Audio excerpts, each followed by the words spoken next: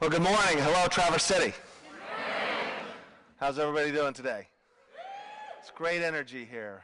I think Coach Eddie Kokums from St. Louis University, he wasn't a game changer because he executed the first legal forward pass. He executed that first legal forward pass because he embraced change. In fact, he didn't invent the forward pass. He didn't think of it first. People that had been talking about it, debating it. People had even attempted it illegally for decades before. But in 1906, when the forward pass, the league made it legal, that fall, he was the first quarterback to execute the forward pass with his quarterback, Bradbury Robinson, built his offense around it, perfected the passing offense, at least for that era, and changed the game of football forever. And we are facing more changes today than we've ever faced in the history of our country. And they're coming at us at a faster pace and more accelerated than we've ever seen. And so we all have to embrace change as it's coming at us. And we have a history of embracing change. When we moved from an agriculture economy to an industrial economy, we embraced change, we adapted, and we had several hundred years to embrace that change. And when we moved from an industrial economy to a mass production post-industrial economy, we embraced change and we transformed ourselves. But we had 50 or 100 years to embrace that change. And then we moved to a post-industrial mass production economy, and we did it again over the course of 50 years. And then over dozens of years, we moved into an information and knowledge-based economy. But now our economy is changing more rapidly. We're in a service economy, an economy of intellectual property and intellectual capital, and the change is coming at us at a clip that is really almost hard to understand. There's more information moving across the internet today in less than a minute than the entire internet held 20 years ago. We're clearly in a heads-up economy.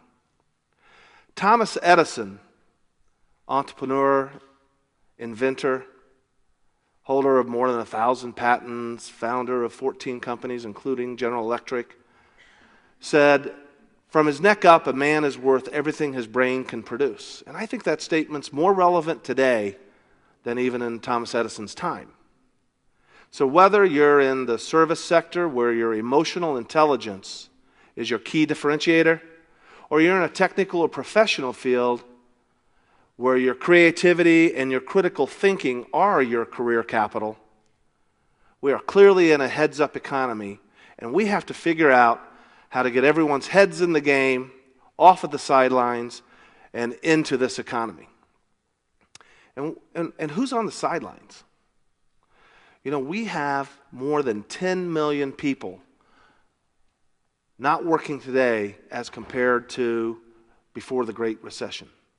A few million more than that compared to the late 1990s. Probably the last time we'd all think that, or say that, hey, times were really good.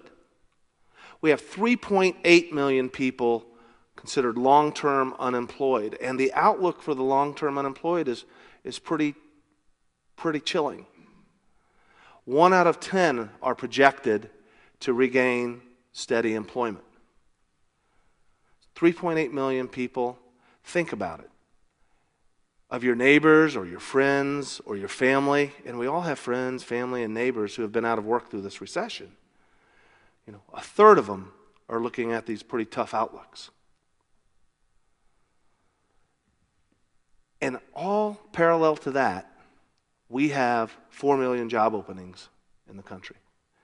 50% of employers have openings that they can't find qualified candidates to fill. So there seems to be an opportunity there. So it's a kind of a curious dilemma we find ourselves in. It seems kind of complex. But I would say that it's actually not as complex as we think it is. And why is this so important to me? Well, it's important to me because, working with Goodwill, our mission revolves around the power of work. We place more than 250,000 people a year into employment and into jobs. We work with 100,000 employers across the country and work with individuals and institutions within communities so that we can connect people into employment. And really, we'll always be unsatisfied until every individual really has the chance to achieve their full potential if they're seeking opportunities to work. We have a working culture. Our middle class of this country is based on a working culture. It's important to our economy. It's important to our future. And work is important to us as individuals. It's a part of our identity, our dignity. It's a part of our personal and our economic independence.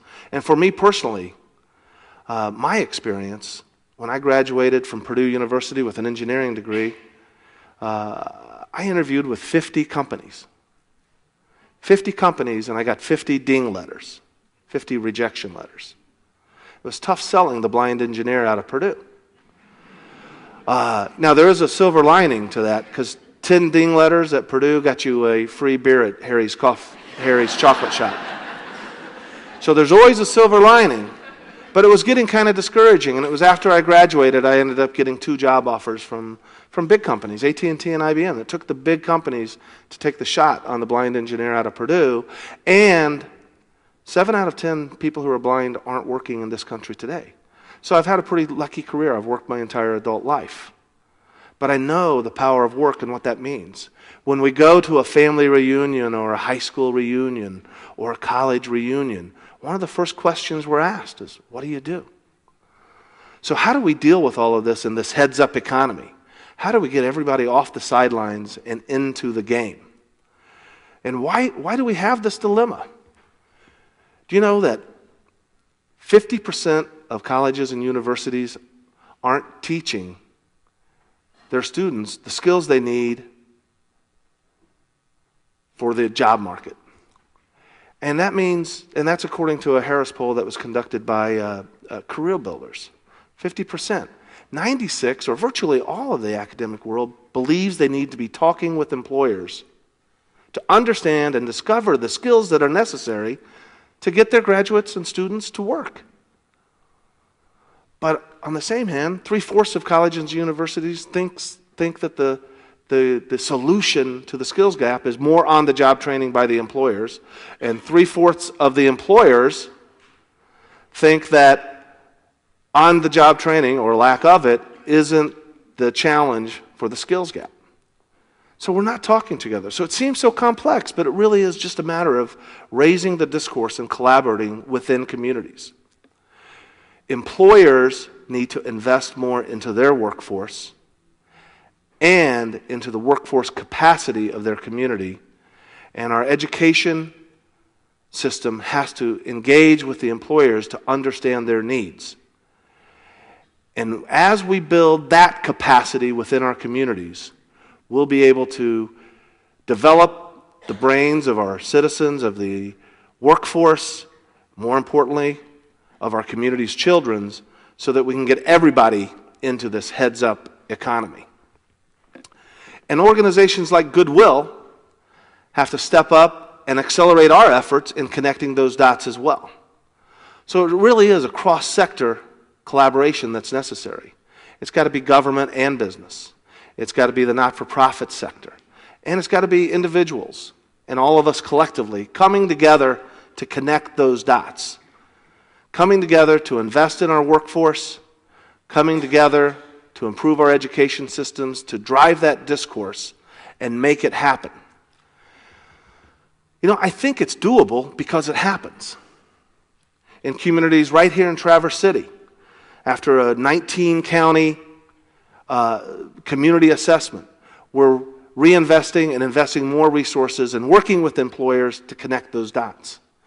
In Indianapolis, Indiana, throughout central Indiana, 4 years ago, we launched an adult high school, an innovative concept that really meets individuals where they are. You know, across the country, we have more than 30 million people without a high school education. And if you think of this heads-up economy, you know, we got to get our whole workforce into a learning mode. And we got to get people who have high school educations moving on to more credentials and leverage our community college asset and our education system. And we've got to crack the code on getting people diplomas so that they earn a diploma and learn how to learn a living. So in Indianapolis, 4 years ago, Goodwill launched the Excel Center. It seems simple. Meet individuals where they are, which means having a school that has programming in the morning, in the afternoon, and in the evening, and on weekends. It has drop-off programs for kids because, hey, you need a little added resource if you're going to develop yourself and get yourself prepared for this economy. It has help with transportation. And it works with industry to ensure that not only are the Indiana high school standards are met, but additional credentials are made available to students that are aligned with the employer needs of the community. And the result is awesome.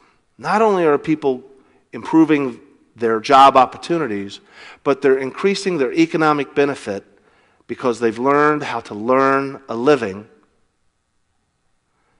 to the tune of $9,300 a year.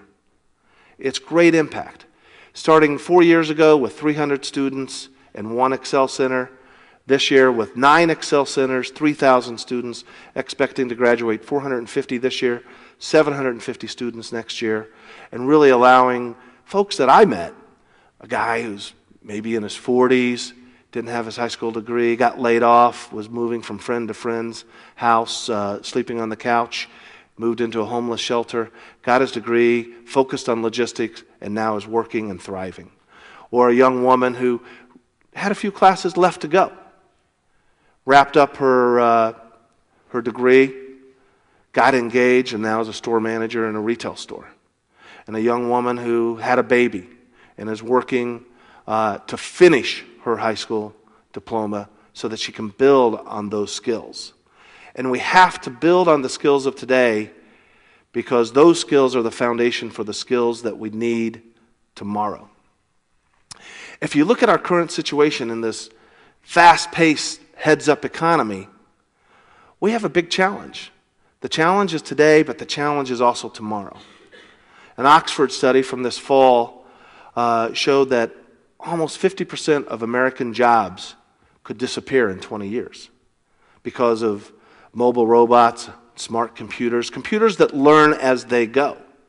An MIT study reinforced a lot of that, and even Bill Gates in Business Insider is making similar comments.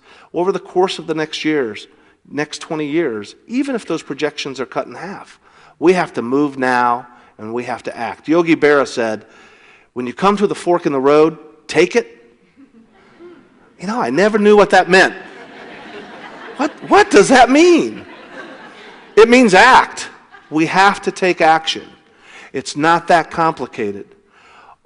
Our employers need to invest in their workforce and into the workforce capacity of their community and engage with our education system. Our education system has to engage with the employer system, understand their needs, and build curriculum to meet those needs. And organizations like Goodwill have to kick it up a notch to help bridge those gaps, make those connections.